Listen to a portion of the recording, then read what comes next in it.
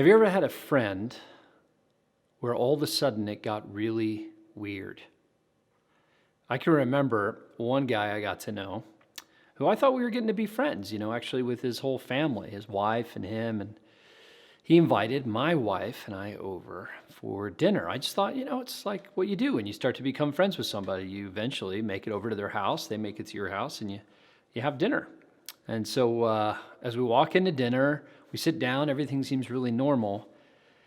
And he asked me a really strange question. Out of the blue, he says, "Hey, I wonder what kind of knives you have." I said, "What do you mean? Like do I like knives?" He said, "No, do you have steak knives?" I said, I don't know. I mean, everybody has knives. I don't know what you mean.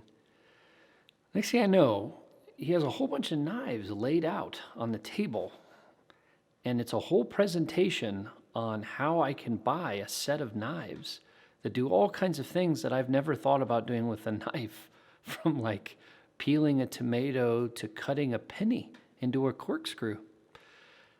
I didn't know it, but all of our relationship was about him trying to make a sell for a company that he worked for that sells knives.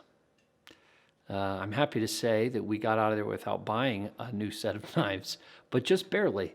And I could tell somehow something had been lost in our relationship. It was as though if I wasn't going to buy knives or wasn't interested in it, we weren't going to be as close of friends. It felt like our friendship was just about him trying to sell me something. Fortunately, this is the way a lot of people feel as they interact with folks that follow Jesus, that are church folks. They feel like the only reason we want to be friends with them, the only reason we want a relationship with them, the only reason we do anything nice to them is because we're going for the sale. We have to make sure that they know about Jesus, because really our friendships in and of themselves don't matter. It's really only if we get to talk about Jesus or get them to sort of sign on the dotted line, so to speak. Often we've been raised in environments that tell us that we become friends with people so that at some point we do something to them, some kind of church thing, something about God. And it doesn't come in a very natural, organic, or frankly, it often doesn't feel very caring. See, when God wanted to demonstrate his love for us, he became like us. God incarnated himself in flesh. This is what we see in the person and the life of Jesus. He reached all the way to us, becoming like us, connecting with us. It isn't just enough to have true things to say.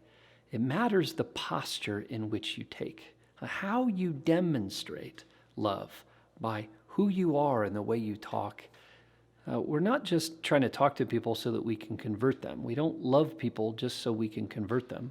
We love people because we have been converted.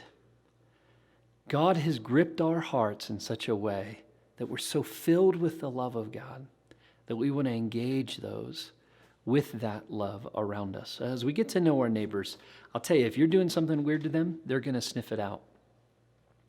But I think everybody's looking to see, is there anybody out there that really just loves people, really cares about them?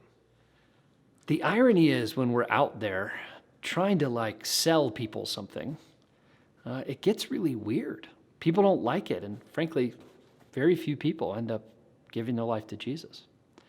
But when we love people right where they're at, and we love people from the substance of who we are, people come to know Jesus all over the place.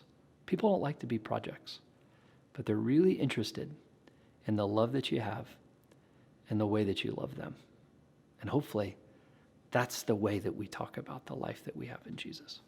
It's compelling, and it draws people into a life that they never knew was possible.